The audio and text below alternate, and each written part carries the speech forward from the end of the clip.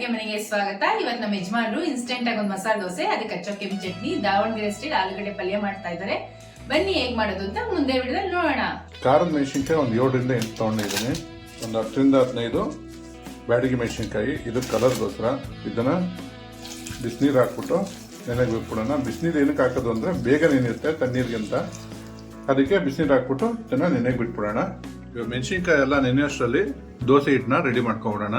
ದೋಸೆ ಹಿಟ್ಟು ರೆಡಿ ಮಾಡ್ಕೊಳ್ಳೋದಕ್ಕೆ 1 ಪಾವು ಹುರ್ಗಳೆ ತೊಗೊಂಡಿದ್ದೀನಿ, ಅದನ್ನು ಹಾಕ್ಕೊತಾ ಇದ್ದೀನಿ. ಒಂದು 2 ಟೇಬಲ್ ಸ್ಪೂನ್ ಗೋಧಿ ಹಿಟ್ಟು ಹಾಕ್ಕೊತಾ ಇದ್ದೀನಿ. ಒಂದು 3/4 ಟೇಬಲ್ ಸ್ಪೂನ್ ಅಷ್ಟು ಶುಗರ್. ಹುರ್ಗಳೆ 1 ಪಾವು ತೊಗೊಂಡಿದ್ದೀನಿ, ಅದಕ್ಕೆ 2 ಪಾವು ಅಷ್ಟು ಚಿರೋಟಿ ರವೆ ಹಾಕ್ಕೊತಾ ಇದ್ದೀನಿ. ಇದನ್ನು ನೈಸಾಗಿ ಪುಡಿ ಮಾಡ್ಕೊಂಬಿಡೋಣ. ನೋಡಿ, ಈ ಥರ ನೈಸಾಗಿ ಪುಡಿ ಮಾಡ್ಕೋಬೇಕು. ಈಗ ರುಚಿಗೆ ತಕ್ಕಷ್ಟು ಉಪ್ಪು ಹಾಕ್ಕೊತಾ ಇದ್ದೀನಿ. ಇವಾಗ ಇದಕ್ಕೆ ನೀರು ಹಾಕ್ಕೊಂಡು ದೋಸೆ ಹಿಟ್ಟು ಅದಕ್ಕೆ ಕಲಿಸ್ಕೊಂಬಿಡೋಣ. ಗಂಟೆ ಇಲ್ತರ ಕಲಿಸ್ಕೊಬೇಕು, ಗಂಟೆ ಆಗ್ಬಿಡುತ್ತೆ. ನೋಡಿ, ಅದಕ್ಕೆ ಕಲಿಸ್ಕೊಬೇಕು. ಈಗ ಒಂದು 1/4 ಟೇಬಲ್ ಸ್ಪೂನು ಸೋಡಾ ಹಾಕ್ಕೊತಾ ಇದ್ದೀನಿ. ಇದು ಆಪ್ಷನಲ್ಲು, ನೀವು ಬೇಕಾದ್ರೆ ಹಾಕ್ಕೊಬೋದು. ಸೋಡಾ ಏನಕ್ಕೆ ಹಾಕ್ಕೊಡೋದು ಅಂದರೆ ದೋಸೆ ಗರ್ಗರಿಯಾಗಿ ಬರುತ್ತೆ, ಸೊ ಅದಕ್ಕೆ ಸೋಡಾ ಹಾಕ್ಕೊಡೋದು. ಇವಾಗ ಇದನ್ನು ಒಂದು 10 ನಿಮಿಷ ರೆಸ್ಟಿಗೆ ಬಿಟ್ಬಿಡೋಣ. ಇವಾಗ ಹೆಂಗಿರೋ ಮೆಣಸಿನ್ಕಾಯಿ ನೆನೆಸ್ಕೊಂಡಿದ್ವಲ್ಲ, ಕೆಂಪು ಚಟ್ನಿ ರೆಡಿ ಮಾಡ್ಕೊಂಬಿಡೋಣ. ನೋಡಿ, ಮೆಣಸಿನ್ಕಾಯಿ ಎಲ್ಲ ಚೆನ್ನಾಗಿ ನೆಂದಿದೆ, ಬಿಸಿನೀರು ಹಾಕಿ ನೆನೆಸಿರೋದ್ರಿಂದ. ಇವಾಗ ಕೆಂಪು ಚಟ್ನಿ ರೆಡಿ ಮಾಡ್ಕೊಂಬಿಡೋಣ. ಇವಾಗ ಚಟ್ನಿ ಮಾಡ್ಕೊಳ್ಳೋದಕ್ಕೆ ಒಂದು ಬಾಣಲಿ ತೊಗೊಂಡು 1 ಸ್ಪೂನಿಂದ 2 ಸ್ಪೂನ್ ಎಣ್ಣೆ ಹಾಕ್ಕೊತಾ ಇದ್ದೀನಿ. ಇವಾಗ ಎಣ್ಣೆ ಕಾದಿದೆ, 1 ಗಡ್ಡೆ ಬೆಳ್ಳುಳ್ಳಿ ಬಿಡಿಸಿಕೊಂಡಿದ್ದೀನಿ, ಅದನ್ನು ಹಾಕ್ಕೊತಾ ಇದ್ದೀನಿ. ಬೆಳ್ಳುಳ್ಳಿ ಸ್ವಲ್ಪ ಫ್ರೈ ಆಗ್ತಾ ಇದ್ದಂಗೆ ಒಂದು 2 ಈರುಳ್ಳಿ ಕಟ್ ಮಾಡಿ ಇಟ್ಕೊಂಡಿದ್ದೀನಿ, ಅದನ್ನು ಹಾಕ್ಕೊತಾ ಇದ್ದೀನಿ. ನಾನು ಬೆಳ್ಳುಳ್ಳಿ ಸ್ವಲ್ಪ ಕಡಿಮೆ ಹಾಕ್ಕೊಂಡಿದ್ದೀನಿ, ಯಾಕಂದರೆ ಬೆಳ್ಳುಳ್ಳಿ ಸ್ಮೆಲ್ ಜಾಸ್ತಿ ಬರುತ್ತೆ ಚಟ್ನಿಲಿ ಅಂತ. ಬೆಳ್ಳುಳ್ಳಿ ಇಷ್ಟಪಡೋರು ಒಂದು ಸ್ವಲ್ಪ ಜಾಸ್ತಿನೇ ಹಾಕ್ಕೊಬೋದು. ನೋಡಿ, ಈರುಳ್ಳಿ ಸ್ವಲ್ಪ ಬಾಡ್ತಾ ಇದ್ದಂಗೆ ನೆನೆಸಿಕೊಂಡಿದ್ವಲ್ಲ ಮೆಣಸಿನ್ಕಾಯಿ, ಅದನ್ನು ಹಾಕ್ಕೊತಾ ಇದ್ದೀನಿ. ಇದು ಸ್ವಲ್ಪ ಬಿಸಿ ಆದರೆ ಸಾಕು. ನೋಡಿ, ಬಿಸಿನೀರಲ್ಲಿ ನೆನೆಸಿಕೊಂಡಿರೋದ್ರಿಂದ ಮೆಣಸಿನ್ಕಾಯಿ ಎಲ್ಲ ಎಷ್ಟು ಚೆನ್ನಾಗಿ ಅಂತದ. ನೋಡಿ, ಇವಾಗ ಬಿಸಿ ಆಗಿದೆ, ಸ್ಟವ್ ಆಫ್ ಮಾಡ್ಕೊಂಬಿಡೋಣ. ಇವಾಗ ಚಟ್ನಿಗೆ ರುಬ್ಕೊಂಬಿಡೋಣ. ಒಂದು ಮಿಕ್ಸಿ ಜಾರ್ ತೊಗೊಂಡು 2 ಟೇಬಲ್ ಸ್ಪೂನ್ ಹುರ್ಗಡ್ಲೆ ಹಾಕ್ಕೊತಾ ಇದ್ದೀನಿ. ಒಂದು ಗೋಲಿ ಗಾತ್ರಷ್ಟು ಚಿಕ್ಕದು ಹುಣಸೆಹಣ್ಣು, ಒಂದು 3/4 ಸ್ಪೂನ್ ಜೀರಿಗೆ. ನೋಡಿ, ಹುರಿದಿಟ್ಕೊಂಡಿದ್ವಲ್ಲ ಮೆಣಸಿನ್ಕಾಯಿ, ಈರುಳ್ಳಿ ಎಲ್ಲ, ಅದು ಇವರೆಲ್ಲ ತಣ್ಣಗಾಗಿದೆ. ಇವಾಗ ಇದು ಮಿಕ್ಸಿ ಜಾರ್ ಹಾಕೊಂಬಿಡೋಣ.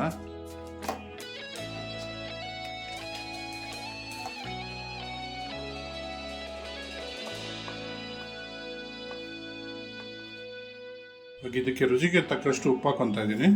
ಇವಾಗ ಇದನ್ನ ನುಣ್ಣಗೆ ಪೇಸ್ಟ್ ಥರ ರುಬ್ಕೊಂಡ್ಬಂದ್ಬಿಡೋಣ. ನೋಡಿ, ಈ ಥರ ನೈಸಾಗಿ ಪೇಸ್ಟ್ ಥರ ರುಬ್ಕೋಬೇಕು.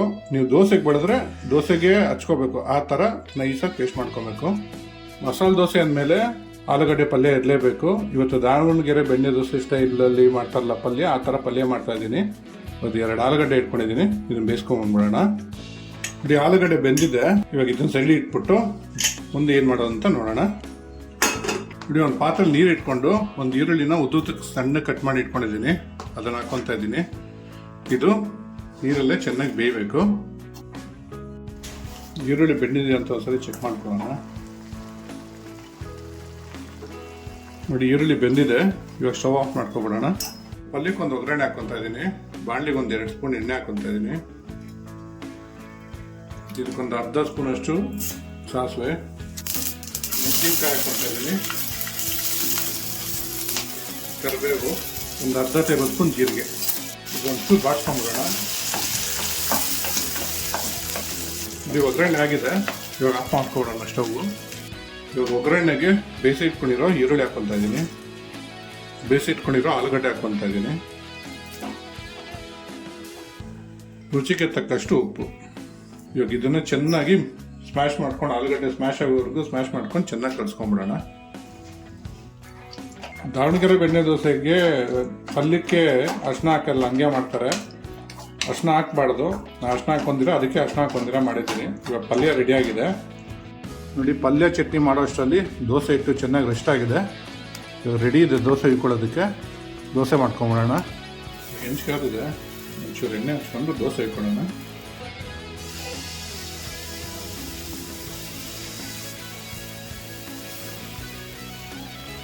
ದೋಸೆ ಬೇಯ್ಬೇಕಾದ್ರೆ ಇಂಚು ಜಾಸ್ತಿ ಕಾದಿರಬಾರ್ದು.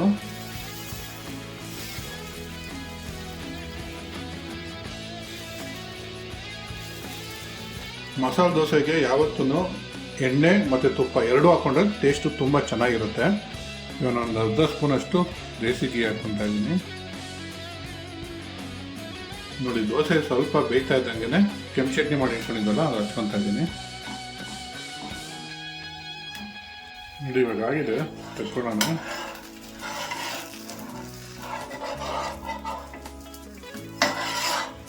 ನೋಡಿ ಎಷ್ಟು ಚೆನ್ನಾಗಿ ಬರುತ್ತೆ.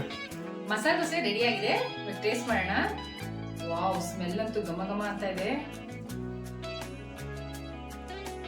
ಟೇಸ್ಟ್ ಅಂತೂ ಅದ್ಭುತವಾಗಿದೆ. ಟ್ರೈ ಮಾಡಿಬಿಟ್ಟು ಹೇಗಿತ್ತು ಅಂತ ಕಮೆಂಟ್ ಬಾಕ್ಸ್ ಅಲ್ಲಿ ತಿಳಿಸಿ. Thanks for watching our video.